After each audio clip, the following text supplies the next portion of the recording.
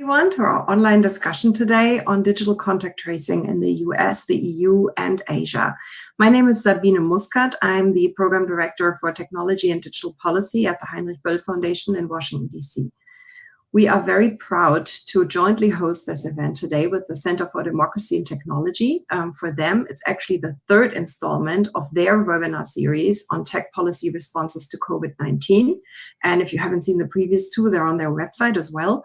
For us, it is the inaugural event of our own online event series on tech and COVID-19, and the series is loosely based on a series of articles that we've been publishing as a joint project between our offices in Washington, D.C., Hong Kong, and Brussels. So it's a very global project and a very global cooperation. So you will find these articles on our websites in Brussels and Washington, D.C. So more content is coming. Stay tuned. Before we start this event, I wanted to remind everybody or to just announce that this event will be live streamed on the CDT website, and it will also be recorded. So this is live and will be recorded. In this session, we'll talk about digital contact tracing approaches around the world. And I would like to first start by introducing our panelists from 3 time zones. First, I'd like to introduce Greg Nojeim. He's the director of the Freedom, Security, and Technology Project at CDT, and he'll give an overview of approaches on contact tracing in the United States, from the technology that's based on the Apple-Google API all the way to other tools that are being used at state level.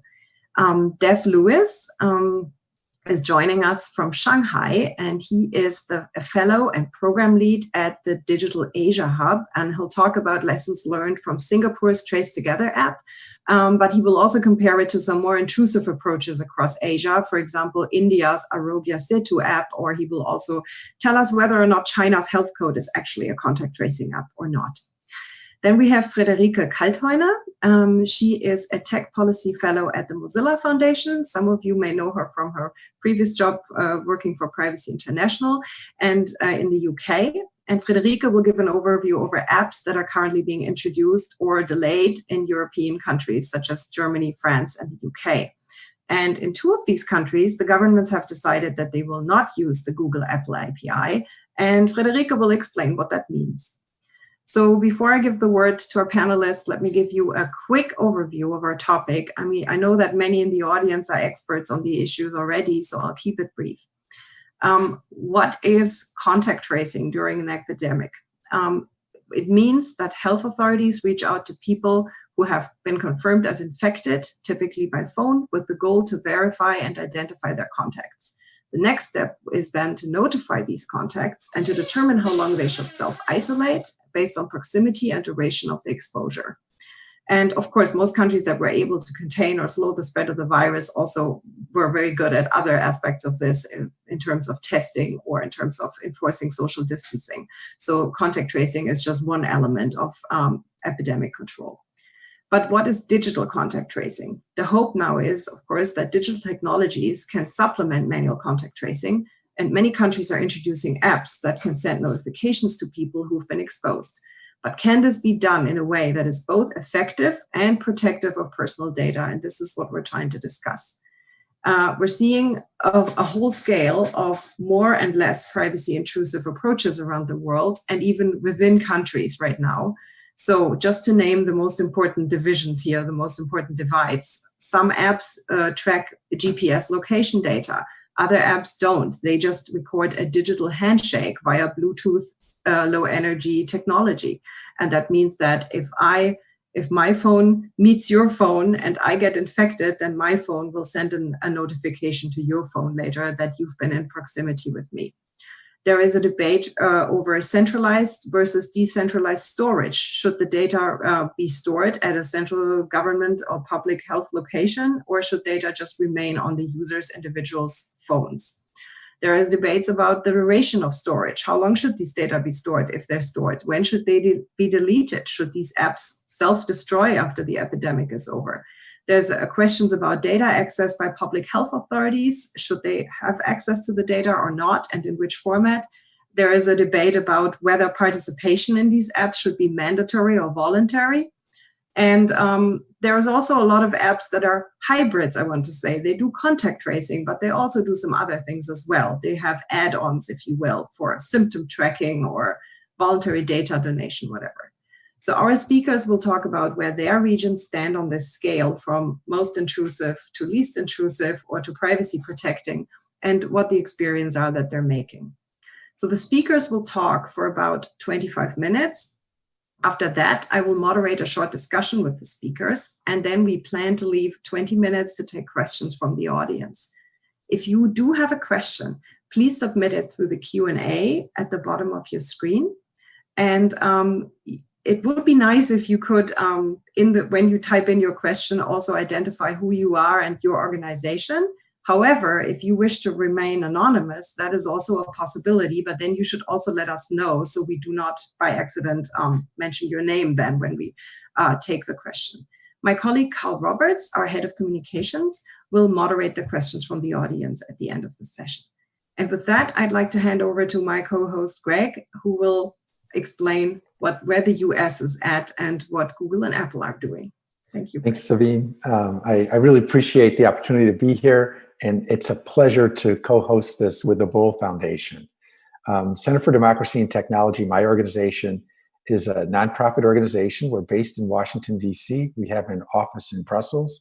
And as you mentioned, this is the third in our webinar series on COVID-19 and technology. The first webinar we did was an expose of the gaps in U.S. privacy law laid bare by the U.S. reaction to COVID-19. The second in our series was a debate on contact tracing apps, Bluetooth-enabled contact tracing apps. And this is the third. To see the others and to see this one and the recorded version, go to our website, www.cdt.org. I'm going to build a little bit on what Sabine said about how these applications work, and then I'm going to discuss the Google Apple API and the Bluetooth-enabled apps that they envision and that they are helping to enable. And then I'm going to talk about the situation here in the US and then turn over the mic. So as Sabine said, these applications are designed to assist with contact tracing, which is really an art. It's the art of building trust with a person who has been infected with a disease that could be life-threatening, and building enough trust so that that person feels comfortable disclosing their contacts so that those contacts can be notified that they may have been exposed to the virus and need to be tested or to self-quarantine. It takes a lot of trust in the manual world to do this, and it takes a lot of time. The person who is infected may not remember all of the contacts that they've had. They may not know the names of people with whom they were close for a period of time, perhaps in a restaurant or in another building, an office setting even. And they also need information about what to do next. You know, you don't want to have a person get notified that they may have been infected and then not be given information about what to do next. And digital contact tracing is seen as a way to facilitate the manual contact tracing. In other words, it takes away part of the time needed to give notice to people that they may have been exposed, and it makes it so that that notice can be given more efficiently and more quickly. And speed is of the essence in fighting COVID-19 because people who are infected often have no symptoms. They don't know that they have to limit their contacts. So it's really important that contacts get noticed quickly and efficiently. The apps that Google and Apple are facilitating through an API are Bluetooth-enabled apps. Bluetooth is a radio signal. It's the thing that passes from your computer to your earbuds or to your speakerphone or to your speakers that makes it so that the two can talk to each other. The Bluetooth signal was not designed for this purpose. but it is being used for this purpose in apps around the world. As Google and Apple have designed it, it will work like this. Two people download a Bluetooth-enabled app. If they spend more than a few minutes together, their phones exchange anonymized IDs, and those anonymized IDs are stored on each other's phones. If one of them becomes infected, she triggers a notice that is sent a notice of possible contagion that is sent to all of her contacts, all of the people whose phones registered on her phone. As designed by Google and Apple, the system has important privacy protections. It's voluntary. In other words, the government can't be compelling you to download the app. It's voluntary in another way too, in that when you become diagnosed with COVID-19, you receive the information that you would need to give notice to your contacts that they may have been exposed to you, and you receive that information from a health authority. You then have to act to give notice. In other words, there's two voluntary points: downloading the app, and then the action of giving notice to people with whom you may have had contact. The notice is anonymous in the sense that once it is given, the people with whom you had contact who get the notice, they don't know who their contact was that triggered the notice and that was infected. And that's an important privacy protection as well. The system is decentralized. That means that the randomized IDs reside on the phone of each user and not on a central government server. And importantly, no location information can be collected. Location information can be very revealing about one's activities. In the United States, location information is being given legal protection akin to that given the contents of communications. An app based on the Google-Apple application program has to have these features. If it doesn't, it gets denied access to the API and it won't be able to work. There are limitations on this system, and there are a lot of concerns that it may not be effective. First, there has to be a lot of uptake. That means that if the person with whom you are close, in close proximity to for a lengthy period of time has not downloaded the app, that person will not get notice even if you have. So both people have to have downloaded the app. They both have to participate. It's voluntary in the sense that a person could decide not to give notice once they've been diagnosed. That can decrease the effectiveness of the app as well. It relies on two variables: duration of contact and Bluetooth signal strength. Bluetooth signal strength goes down when the distance between the two phones increases. That's a good thing. You wouldn't want to get notice on an extremely weak signal, because that might mean that you're not close to a person, close enough to have become infected. But signal strength can also be decreased by other things. For example, the orientation of the phone might impact signal strength. Is it like this as compared to the other phone, or is it like this? So the orientation of the phone makes a difference. Whether the signal has to pass through clothing, through a wall, through a person's body. Because, for example, two people are in conversation with each other, close, but they both have their phones in their hip pockets. That would decrease signal strength as well. So it's an imperfect measure, and we're not sure that the system will be effective. One more thing to consider is interoperability. Google and Apple can't make it so the different apps that are being developed to use their API are interoperable with each other. Interoperability is key because people move around. For example, I live just outside of Washington, D.C. If my jurisdiction, Maryland, adopts one app that isn't interoperable with the app that Washington adopts, then we'll have a problem because I won't get notices of potential contagion. In the US, the fight against COVID-19 is conducted mostly at the state and local level. That means that local health departments will be developing these apps or hiring developers to develop these apps. A number, dozens, are in the works that will rely on the Google Apple API. None have yet been released. 3 states have released apps, at least 3 states have released apps that do not rely on the Google Apple API. Those states are North and South Dakota and Utah. The North and South Dakota app relies on location information, not Bluetooth information. And the Care19 app, which North Dakota and South Dakota use, actually violates its own privacy policy because it shares location information with the government. Not a good start. So we're waiting for the Google Apple apps to start coming out, and we'll revisit this issue when they do. Thanks much, Sabine. Great. Thank you very much, Greg, for giving us also a bit of a technical overview over how this works. That's very important for everything we're going to discuss today. And with that, I would like to hand it over to Dev.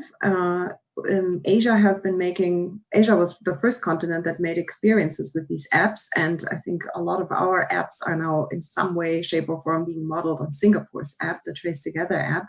And yeah, so we are curious to hear from you. How does this work in Singapore, and what other approaches are countries taking in Asia? Thank you. Thank you very much, Sabine, and hello everyone joining from around the world. I believe my video may not have, I don't have access yet to start the video, but then we can hear you. Go. Fine. Oh, there you are. Great. And yeah, thank you so much for organizing this excellent event. And Greg's initial remarks really explained the the designs of contact tracing apps. And it's, it's very 2020, right? That we're sort of in the middle of a pandemic and we're talking about an app or many apps and different types of apps. We've been using apps to solve every problem for the last few years, rightly or wrongly. And here we are again in this pandemic. And, I've been sitting here in Shanghai right since the start of the pandemic. And it's really been, technology has been such an integral part to life here, from every aspect of going out, travel, from finding out your environment, what's available, what's open, what access you have available. And so it's been really interesting to observe what different countries in Asia have done. Since time is limited, what I'll do is I'll quickly give a brief on Singapore and what Singapore has done with its Trace Together app, followed by some examples from South Korea and China. And really my core thesis that I think I want to make, and Greg touched on this in the end of his talk, is that we don't really know if contact tracing apps work. And my observations so far from Asia tell me that contact tracing apps do not work, and are by far the sort of lower in priority of what needs to be done, both in the technology interventions as well as non-technology interventions. So Singapore, as we all know, was one of the first countries on March 14th, came out with an app called Trace Together using a new protocol called Blue Trace, which is very similar to what the protocol that Apple and Google have now developed, that Greg explained, as well as what Europe and the EU has developed as well. And Singapore at the start, was this perfect city state, a very technology-driven government, and this app became this idea that, this will be the solution for us to ride through the pandemic. We all got this app, right? And now we're just going to coast through life, and we'll get messages when I have a close contact, and I'll stay at home if I need to, and we'll go about life as normal. But I think what we've seen in Singapore very clearly is that Trace Together has not worked. Even in the sort of tech utopian city that is Singapore, adoption has not crossed 25%, which is a very low threshold from somewhere between 50 and 60% that experts say is needed for a contact tracing app to have some significant impact. Even though the app plays privacy very sort of at the center of its design, just as we're seeing with the Apple and Google examples, the key point is that the actual efficiency of this app is really low. And we saw over the course of April, Singapore actually go back into a very strict circuit locker that they call, which essentially was a sort of tacit admission that contact tracing apps just haven't worked in the desired effect. And one of the big reasons is that you had large communities who didn't have the app, and we had migrant workers in some dorms, and you had a big spreading event going on there. And then since then, we've seen Singapore sort of go back into a lockdown mode. And recently, some of the examples coming out of Singapore, I think, also show that really the contact tracing apps is such a small part of the overall tech interventions taking place. We saw on 12th of May, Singapore introduced something called the Safe Entry, which essentially works as a way of location logging. So people who enter malls, enter hospitals, enter large public venues, they scan a QR code using either their SingPass, which is a very popular app in Singapore, or using their national ID, and they basically log their entry and exit into these various locations. Singapore also introduced Bluetooth tokens, which are essentially wearables that act like contact tracing apps, but they're not apps. They're physical wearable, which you carry around. And I think these have largely shown that, despite Singapore's high digital literacy, despite the high adoption of apps and sort of internet penetration, contact tracing apps have just not cut it. My observations from looking at maybe some of the other countries that have had some success in curtailing the spread is maybe South Korea. And South Korea is notable for not having a contact tracing app specifically. They make use of apps in a whole host of ways, from enforcing quarantine very strictly using GPS data and using telecom data to make sure, especially in March and early April, when you had a huge influx of global foreign travelers and they were coming back into South Korea, and to sort of make sure that they stay at home. This was a very core part of a lot of the measures taken also in Taiwan, in China, and in many countries in Asia. And I think that has so far played a much bigger role so far. We've seen some excellent research coming out from researchers like Hak Soo-koo in South Korea, who've shown that building they've been able to use data towards assisting contact tracing apps, towards assisting manual contact tracing without relying on apps. So they built a large database that takes in various kinds of data, mainly telecom, immigration, financial data, transit data, and medical records. And what this has done is basically created a way for manual contact tracing to happen really fast, happen before, let's just say, the spread can go much further, and to essentially catch all the close contacts within a 2 to 3 day period before they start showing symptoms. And South Korea's methods have also faced a lot of criticism within the country, thanks to the emergency laws through the 2015 MERS pandemic. The government has been able to sort of bypass its very strict privacy laws and create this large database. There's been issues over disclosure of personal information to the public, which has happened a lot of times. And then on June 10th, very recently, South Korea has also brought in the QR code system, which is similar to what Singapore is doing now, which is again logging people's entry and exit into these key areas where there's high transit of people, essentially to say, okay, if there's someone found here, we can trace it. And as we've learned also from I admit there's a lot we don't know about this, about COVID-19 and its spread, but largely data has shown that spread can take place in where people are in close proximity, mainly indoors, and for a sustained period of time. And so if you can sort of narrow, those are the kind of places, the kind of venues where people have that kind of activity, whether it's churches, whether it's in malls, in shops, and you can narrow it down, you can assist your manual contact tracers without relying on apps. And finally, to the big question about also China's QR code, I've seen a lot of writing about the China's health code being a contact tracing app. I think once you really closely look at it, you find out that it's really not. China had an opportunity, you would think, in February to build that, but looking at the way they functions, essentially it's a health passport. And the data that it relies on is not from anything that it is obtained from your phone. That data comes mainly from government public data records, medical data, also from telecom data. And essentially it's become a sort of a pass to ensure and to manage which people can travel, which people can access areas that are considered high risk. And so to end my my remarks, I'll just sort of once again emphasize that so far from what we've seen across Asia, there are over 10 countries that have contact tracing or COVID apps. Data so far suggests that contact tracing apps are really not what they made out to be. But they play a role, and I think we should that should become a part of the discussion going forward. And I'll yield the floor back to Sabine, and I hope to just continue the discussion over the next half an hour. Thank you. Thank you very much, Dev, and thanks for the overview of Asia here. That didn't sound like very promising for us in the other parts of the world who are just about to introduce these apps, but it's definitely lessons we can learn from in some ways. In some ways we probably can't because of other different understandings of privacy and so forth.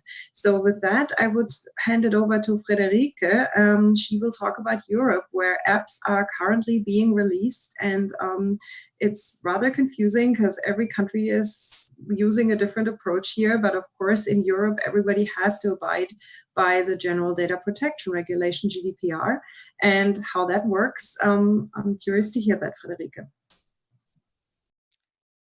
Thank you very much, Sabine. I think my video is also still turned off, but I can just start. I just want to say, in the past few months, there have been a lot of discussions, especially in Europe, about contact tracing apps.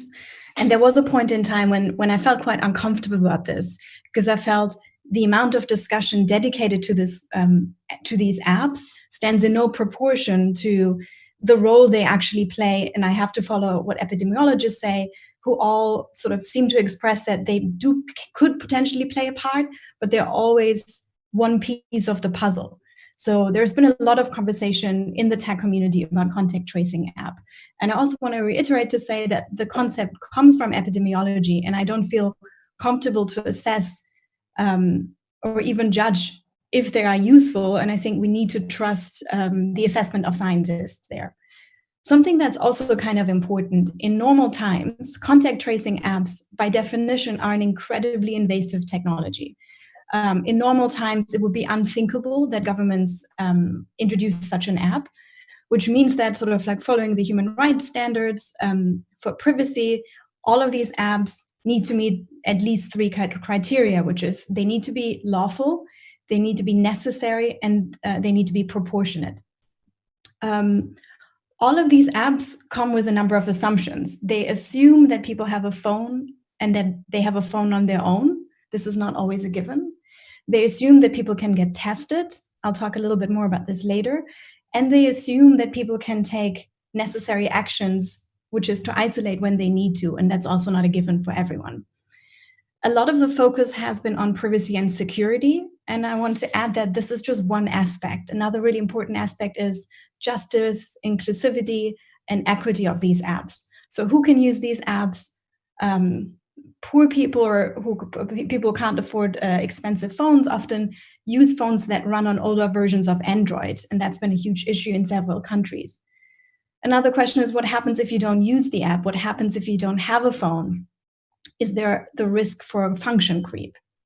So those are our aspects. And the fault lines that exist within Europe, they're not just between centralized and decentralized. They're also about other things. They're also about what role should testing play? Should people be allowed to self-diagnose on the app through a questionnaire? And if they get a test, how do they input the test results? So they're very different approaches in Europe. Before I go to France, Germany, and the UK to explain a little bit what's happening, over the past few weeks, the overall impression from Europe, and I wrote a piece about this with my friend and colleague Corinne Katz-Beth from the Oxford Internet Institute, the European approach has been very fragmented, which is actually quite remarkable, given that if we believe epidemiologists who say that this app plays an important role in reopening, and especially in reopening European borders, it's quite remarkable that not all of these apps were initially interoperable, meaning that if a French person travels to France or somebody who lives in France travels to the UK, the apps don't necessarily communicate with each other. Since we wrote that article, a lot of things have changed a little bit. There's a tendency now, still the UK and France have created apps based on the centralized design, so they're not using the API developed by Google and Apple, more in the UK a bit later. So these two apps, as they stand, they're not interoperable with other countries. But at the same time, we now have Austria, Latvia, the Czech Republic, Switzerland, Estonia, Italy, Germany, and until 2 days ago now also Poland, who have either released an app that's based on the Google Apple API or are planning to do so. So now a few notes after this overview about France, and I can't move my notes. Oh yeah, I can. A few notes about France. So France launched their app on the 2nd of June this week after intense debates. France is not relying on the Google and Apple contact tracing API. They've instead are relying on a different protocol. This is a variant of something that's been discussed at the PEP-PT protocol. So they're relying on a protocol that has been designed by French and German researchers. And that's also a version of the protocol, is also what Germany initially wanted to use. So it's only been a week, so it's hard to say, to make an initial assessment of how the app works. But what's important is it does work different from the decentralized apps. And the key difference is it also uses Bluetooth. But a key difference is after a diagnosis, either by a doctor in a hospital or by testing facilities, people get handed a QR code that the app scans. The centralized component is that all contacts that somebody has been in contact with will be uploaded to a central server. So this has been heavily criticized in France. There were letters by hundreds of researchers warning that this is invasive. But ultimately, Parliament voted in favor of the centralized approach. And just to repeat, so the French app is not interoperable with the apps used in other countries. Germany changed course in late April, which was interesting. This happened very last minute over a weekend, I think. So they abandoned a homegrown alternative and are now also using the API developed by Apple and Google. The app has not been released yet, but it is about to be released soon. Researchers have seen the source code and have found no trackers or obvious security flaws until now. So this uses sort of a slightly different protocol. It's the DP3T. Those are also a group of European researchers who developed a decentralized approach to contact tracking and uses no location data. There's no centralized storage of data. So only a pseudonymized or anonymized list will be stored centrally, but there will be no matches made on a centralized server. And that's a difference to France. Concerns about the German app are, so one question is it also relies on a QR code. The British one does not, which means that once you get tested, you will be handed a QR code that you can then use the app to scan. The question, or an open question, is whether labs and the facilities that do the tests will be able to produce these QR codes. That's something that is unclear. It's also not clear, and I checked this again 2 days ago, there has not been a comment by the developers about interoperability. So using the Google Apple API means that it's possible to be interoperable, but still the different national servers need to communicate with each other. So this is still an open question. What I thought was very interesting is that it really seemed that Germany changed course after heavy pressure from civil society specifically. And a few more notes on the UK, a summary of the UK approach, and I'm very much looking forward to writing a longer piece with the Böll Foundation on the UK specifically. I'm not exaggerating when I say this is a really good example for how not to use technology in a pandemic.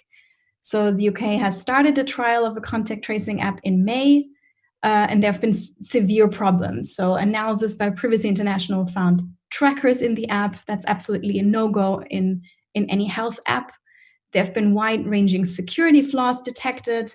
Residents in the trial have had problems using the app. And I think generally the way this was communicated has resulted in huge issues of trust. So there were unsecured documents found on a Google Drive that indicated future uses of the app that hadn't been communicated. So for immunity passports, location data. At the moment, there's no launch date for the app. And yesterday, there were notes that the Prime Minister is also now pushing for an app that's based on the Google Apple API. Something that happened in the UK that didn't happen in other European countries, or that hasn't really been debated in the same way. And I thought it was interesting that Dev mentioned this as well. The UK is developing something called a track and trace scheme. So this is the technology and data infrastructure that supports its manual contact tracing operation. But the government is currently being sued over this track and trace scheme because it failed to meet GDPR requirements. So it had an insufficient privacy notice. There was data retention for 20 years, which was which led to the legal challenge that we're now seeing. So I think a summary of the European approach is it's been very fragmented early on, and I think it's not the pandemic was the trigger, but there are some underlying tensions that have been present all along. One theme that happened quite early on is that governments like France portrayed their attempt, or framed their attempt to build a more centralized app as sort of a standoff between Silicon Valley on the one hand and the French government on the other hand. And it is true from a European perspective, it is quite remarkable that Apple and Google can de facto dictate how European governments build their contact tracing apps. Something I didn't mention, and do interrupt me when my time is up, something I did mention, the problem of that countries like France face is that if they do not use the Apple-Google protocol, the way they have to rely on the usual Bluetooth API. And what that means is that for good privacy reasons, you're not allowed to run Bluetooth in background. So apps can, especially on iPhone, this is an iPhone problem. So you can't have Bluetooth turned on when the app isn't in the foreground. So the moment you close the app, the moment the phone isn't fully on, Bluetooth is not connected, which means that you could very well be in contact with someone who ends up testing positive, but the app doesn't record this. And France framed this as we need Apple to cooperate. We need them to change the API and allow us to build the contact tracing app we want. But the perspective from Apple's side was we cannot we open the floodgates for very invasive commercial apps that could also be using this API. So that was a theme, this being framed as a standoff in Germany as well. And also in the UK press, it's called, are we using our own NHS app or the Google Apple app, even though this is strictly an API. And in the piece I mentioned that I wrote with a colleague, we concluded to say, yes, it is remarkable. And this is a reminder that Google and Apple have an extraordinary market power when it comes to mobile phones. And this is something Europe is challenging. But at this moment in time, they happen to be supporting the most privacy-friendly and the most privacy-friendly version for contact tracing. So they're trying to preempt more invasive governments from developing more invasive apps. Thank you, Frederike. I think this is exactly actually where I would like to start the discussion with you, where you ended your presentation. And thanks for this very good overview over what's going on in Europe and the difficult debates countries are having about this. Germany's back and forth on this was rather epic. We had a piece on that in our series as well. And in the end, it's really the question, so we're having a global pandemic, but we're having national solutions, and not even liberal democracies among each other, not even EU countries among each other were able to find a unified approach. And instead it was actually, it seems like Google and Apple, the big tech companies, are ending up setting the universal standards for this in some way or other, even though not all will adopt it. But I would also like to hear from the other two speakers. What does this cacophony that's surrounding these apps actually mean? And what does it mean for standard setting and global digital governance, that nobody can agree on something that's actually a rather simple, perhaps temporary, if you will, technology? So I think I see all of the screens are are open now. Greg, would you like to say something about that? You know, I guess this kind of thing shouldn't be surprising to us. It's a global pandemic, and to some degree, the lack of organization isn't always a bad thing, because sometimes one can become organized around a very privacy invasive approaches. I do find it interesting, though, that Google and Apple have built-in privacy protections that some governments are saying are the wrong judgments. Now, they may be right, but I think that because of the legitimate concerns about the degree to which these apps are going to be effective, that we ought to be taking a very privacy protective approach. Because you wouldn't want something out there that a lot of people use that turns out not to work and that invades their privacy. I think we need to head that possibility off. Right.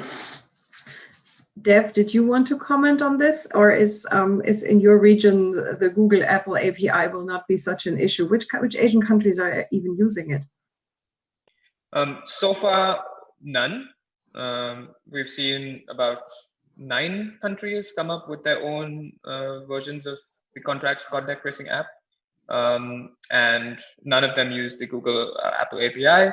But from speaking to some researchers who are working closely with governments in Southeast Asia, essentially what is happening is they also have countries waiting for more information. And so I think we might see some adoption, especially over countries that have not instituted contact tracing apps right now, about maybe 4 or 5 countries in Southeast Asia. Right now, India is the only South Asian country to use a contact tracing app, so we have yet to see what the rest of South Asia does. So for sure, given the adoption rates of the Android ecosystem in this region, absolutely, I think that protocol will be erupting and bringing up new questions to the fore. There's some great questions in the Q&A, and maybe I can sort of touch on some of them. We could actually, Carl is going to moderate the Q&A in just a little bit, but I had one last question, and then we can immediately go to the Q&A, but that's actually to you, Dev, as well. And that would be when you said, well, China considered it not useful to use Bluetooth tracing and all that, and they didn't think that they needed even location data for this, and therefore they needed other types of data. And many, I think, governments might agree with that, even if they're democracies. On the other hand, with China, we know that they already have all the location data, right? They have everything they need to have. So it's a very different premise in some ways. And but I do know that there are lots of desires from Western governments. I know that Frederike said the British app, for example, also wants to include a symptom tracking function. And in Germany, there was a lot of debate over voluntary data donation, health data donation. So is this a slippery slope? Do you think when governments feel like these apps are not doing enough, that we are going to move towards, we will find more appetites towards an Asian style biosurveillance, as you've called it in your article, Dev? Yeah, I mean, I think it's always difficult to make straight comparisons between countries in Asia and Europe or even the US. There's so many different legal regimes, just cultural attitudes, which are, to be honest, not always correct. For example, like I think we tend to overestimate how much data the Chinese government has access to.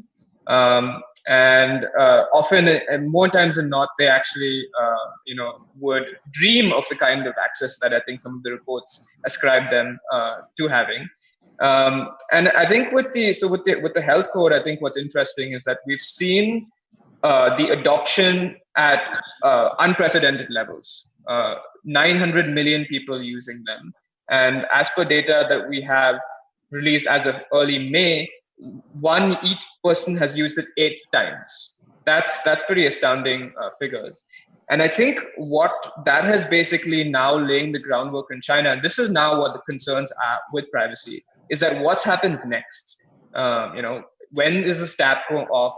When do the lights go off? Or when does what's going to happen next? And we've seen concerns happen already So there was a lot of manual data collection happening through February and March.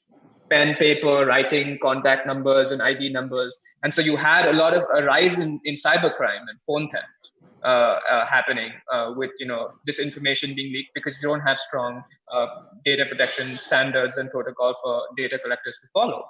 And now what's happening is because this health code is in everyone's phone, the Chinese government is saying like, wow, we have this app, everyone's using it.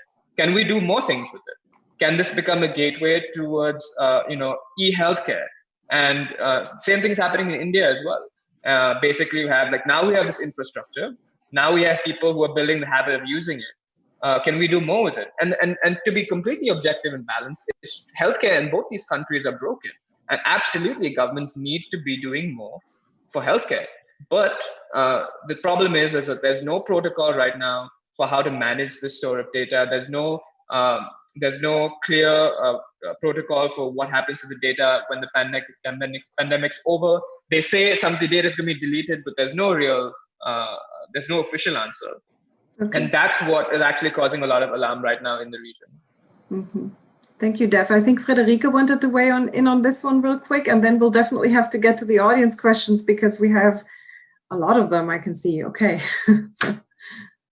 I have I'll just say a tiny bit. I want to say that we always say in Europe we have the GDPR, but governments can rely on surveillance powers to use data in a pandemic as well. And this is something that's been a little overlooked when we say, well, we have GDPR, there's not going to be a problem. But the UK example also shows the software the UK government is using for manual contact tracing has been developed in cooperation with Amazon, Palantir, which is a controversial company, to say the least. Google has also been involved. And the lawsuit that's filed against them is also, there have been so many questions, what are the agreements? What are the data sharing agreements? Can these companies use these data to train AI? So even with GDPR, there remain many concerns. So we proposed a regulation on contact tracing to make sure, basically it needs additional law in Europe as well to make sure that there is no function creep. Okay. Thank you, Frederike. And with that, I'll hand it over to Carl, who's been going through all the questions that came in. Yes, hi, everyone. My name is Carl Roberts, and I'll be moderating the audience Q&A part of the portion of this presentation today. So I think we'll just jump right in. I'd also like to apologize in advance if I mispronounce anyone's names. I'm sure I will do that. So please bear with me. The first question we're going to take is from Judith Baya. And this is for all three of our panelists, I think. After a person enters her positive test results in the app, what prevents her being labeled in real time? Does the app give a signal to other nearby apps that a COVID positive person is near them? Wouldn't that be desirable, but also catastrophic to privacy? May I start? I think it would be catastrophic to privacy. I don't think anyone would use that app, right? If an app is catastrophic to privacy, it's not going to be used unless mandated. And even if mandated, it's not going to be used. People will find a way around it. So the way it actually works is, or the way Google Apple contemplate that it works is, your phone is always generating an ID that changes every 10 to 20 minutes. And that ID is registered on other people's phones who are near you who have also downloaded the app. And so when one of those people, so say you are diagnosed with COVID-19, those people who you were near for the period of time that is seen as epidemiologically significant, they will get a notice when you insert the code that is necessary to trigger the notice. That's the theory of how these work. They won't know that you are the person to whom they were exposed. They won't know when that exposure happened. They won't know for how long they were near that person. They'll just get a notice saying, hey, you may have been exposed to COVID-19. You probably ought to get tested, or you probably ought to self-quarantine. So there's not this real-time notice to the people around you that you've got COVID-19. That's not how these will work. Thank God. It happened in South Korea and it was not very welcome. So I think that answers that pretty effectively. We've got another question from Pinar Barlos. For those of us in countries that are just now starting to develop their apps, what kind of concerns can we bring to the developers or government? What kind of features and considerations can we demand that make the app respect privacy rights and still remain effective? And I think this is, again, for all three of you. Frederike, why don't you start? So I think the bill that I provided some input in for the UK is a really good framework. There are a lot of organizations who developed sort of what's a list of criteria that these apps need. I think the first one, and as we learn more about how other apps in different countries are working, is the effectiveness needs to be evidence-based, and this needs to be continuously evaluated. We can't just, an app won't solve the pandemic. We all know this. If it plays a small part, we need to monitor how effectively that happens. There are good principles in data protection, data minimization, purpose limitation, transparency, fairness, that are just good design principles for building any technology. The number one important thing is this app has to be strictly voluntary. And I think what's so important about this is that this also means that if the app isn't trustworthy, people are not going to use it. So it puts an additional pressure on governments to build an app that is worthy of people's trust. And as you said, even if you mandate an app, people will find a way around it. You leave it at home, etc. I do think the decentralized approach has been, at least from the privacy and security, from this perspective, this is the approach to pressure governments to take up to. And the pushback you'll get is they will say, well, this gives health authorities a lot less data to work with. They won't know where outbreaks happen. They won't necessarily know when they happened. So there is a disadvantage to this. But at the same time, it just dramatically reduces the potential for function creep and for abuse. And those are two criterions. And I think the third one is also the UK experience. Also keep watching out for other kinds of technology that are being used in the pandemic beyond the contact tracing apps. These can also be incredibly invasive. And maybe the last one is sort of always think about the app needs to be designed in a way that people can use it, especially people who only have old phones, who can't use the latest, who don't use the latest protocols. That's a big issue, especially outside Europe, but also in Europe. I would just add a couple things real quickly. One is use of location information. It's very sensitive, and although there is usefulness to it, you can know if the contact happened in a particular location, whether it's likely to have resulted in infection or not. It can be useful in helping determine that, but it's also potentially very invasive. On voluntariness, we have to go beyond the question of whether a government requires a person to download the app. An app can become effectively voluntary through the actions of others, such as employers who say, we only want a safe workforce. We want all of our employees to download these apps so that if one gets infected, everybody will get a notice. I could imagine employers going down that road and turning these voluntary apps into essentially involuntary in a way that, for example, Google and Apple wouldn't be able to account for. Not only do we have to test for effectiveness, we also have to test for equity issues. Are the apps or use of the apps diverting contact tracing resources from the communities that are most impacted by COVID-19 to communities that have downloaded the app? Are we diverting the resources from the people most vulnerable to the people who are most tech savvy? I think we have to be careful and we have to test for that kind of thing. Great. There's a question that builds a little bit on what you had just touched on to some extent, Greg, from an anonymous attendee. And this person would like you all to address the issues related with contract tracing apps being used not only in employment settings like you had mentioned, Greg, but also access to housing, access to the right to travel, and how that relates to privacy and rights. Is there some big problem there that's not just around employment, but more generally, is there a real threat to privacy that's going to come from these apps serving this function? I'll add one quick thing from the US perspective, but then I want to hear from other folks. We don't have a good baseline privacy law that will prevent that kind of thing from happening. We would have to enact legislation. Legislation has been proposed. It's not good enough. Hopefully some good legislation will pass. I doubt it. I'd like to hear, though, what happens in countries that, for example, are under the GDPR? Could an employer require the app? Is there some bar to it, or is it permitted? How will it work elsewhere?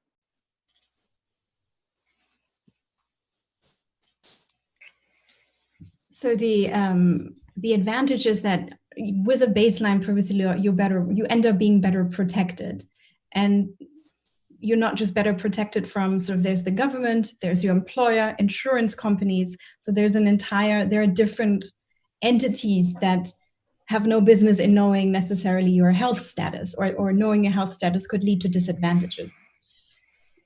In theory, the GDPR offers protection. In practice, it's a lot more complicated. And I think the fact that the UK government itself failed to comply with the GDPR says a lot about the state of GDPR in Europe at the moment. There is a massive enforcement gap. Regulators are overwhelmed, especially in sensitive areas when it comes to, for example, biometric data. Member states have made use of derogations, so the laws differ from country to country. So I would say the baseline is also what's interesting in response to especially the employer question. Different national data protection authorities have given contradictory advice at the beginning of the pandemic, and then the European Data Protection Board clarified what their interpretation is. So I think there are a lot of concerns, though on average you have more remedies, especially you have data rights that you can enforce. So you can't just surveil your employers without safeguards or their consent. I'll just add then from some shared experiences from Asia. I mean, of course, every country is different, but we've really seen the best examples of apps being used to regulate access. I talked about China already. India is doing it now. And now we've seen South Korea and Singapore also bring in the safe access QR code functions, which is not necessarily just flashing an app for your health status, but again, it's a form of can you scan, can you register in order to enter these premises. And so I think the problem that Asia deals with, and we've been dealing with this for years now, is that digital literacy is very low. A lot of the internet users who are coming online are very new. They've been online for maybe a handful of years at best. And so in general, you don't have a large awareness of what our digital rights might be, what kind of threats and violations might be. And to make things worse, we don't have strong data protection regimes. Of course, the GDPR is often looked at as an example, and within civil society, we use that as a pillar towards guiding our discussions. And in India, so far, we've seen an interesting push and pull. So Arogya Setu came in as this app, and the government, Modi himself said everyone must download this app. But then people pushed back, including the Supreme Court. And so you have this mandatory, not mandatory balance where Greg mentioned employers encourage their employees to do it. Delivery companies, like platform companies, have all the delivery workers get the app. And essentially you have this you have these quasi spaces, right? So, whether it's your company, whether it's your neighborhood, maybe your society will, come to you and tell you to get this app. And so you have these bubbles and spaces emerge where it becomes mandatory, and then gradually that adoption increases. And that's why India has been able to get it to about 100 million plus people using it. And given the fact that majority of India's internet users don't have access to smartphones, most of our feature phones. And so you really have a fairly high adoption for so far. So I would say is that Asia really is the space to watch, where this clash between various invasive apps and systems, which then get deployed very fast, and you sort of get to see what's happening in real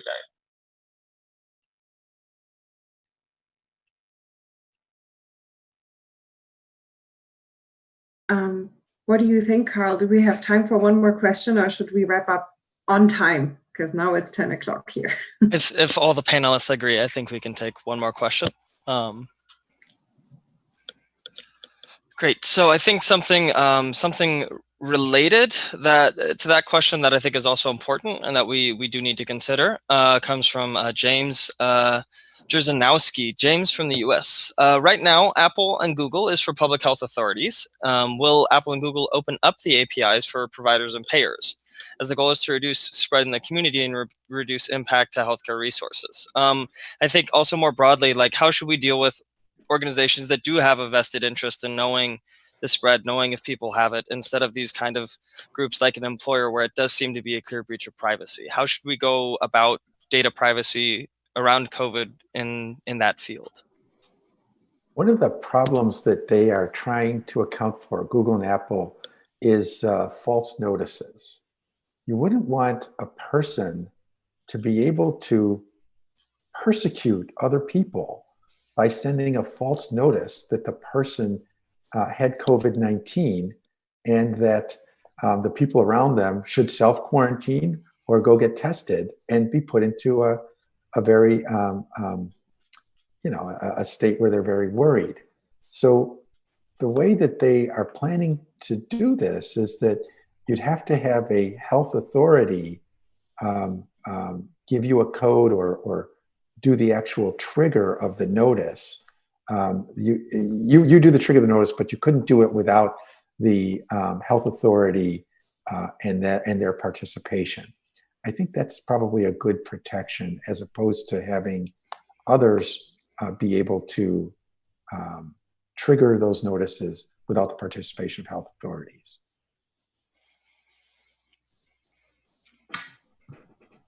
Okay, if none of the other panelists want to weigh in on this, I will start concluding this session by thanking all the panelists for being with us here today, and really proud that we could make this happen really across 3 time zones. It's already very late for Dev now and very still in the morning here, so that's great.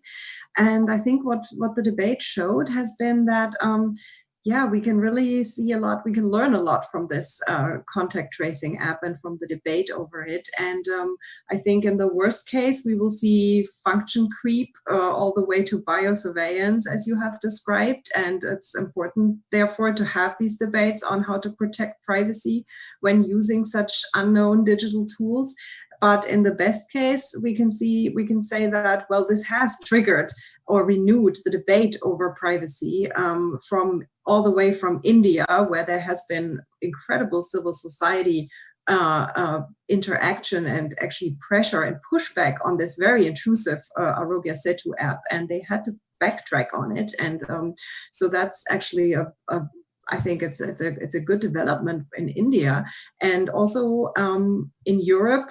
It's a test case for GDPR. How well will it work, and how do countries make sure that apps are GDPR compliant at the end, despite the extraordinary measures that are, of course, also on a temporary level legal. And in the United States too, it has renewed the privacy debate, or it has illustrated the need for national legislation that has been shelved, of course. And in the meantime, there are all these bills that are being introduced in Congress now on, like, COVID-19 Privacy Act, the Exposure Notification Privacy Act, to make sure that these apps are not being abused. And so definitely it has increased awareness. And so probably that's the good part. And yeah, with that, I would also really love to thank the audience for joining us in large numbers. And I would like to thank the Center for Democracy and Technology for doing this jointly with us. And with that, I wish you all a good evening or a nice day. Bye. Thank you. Goodbye, everyone. Thank you.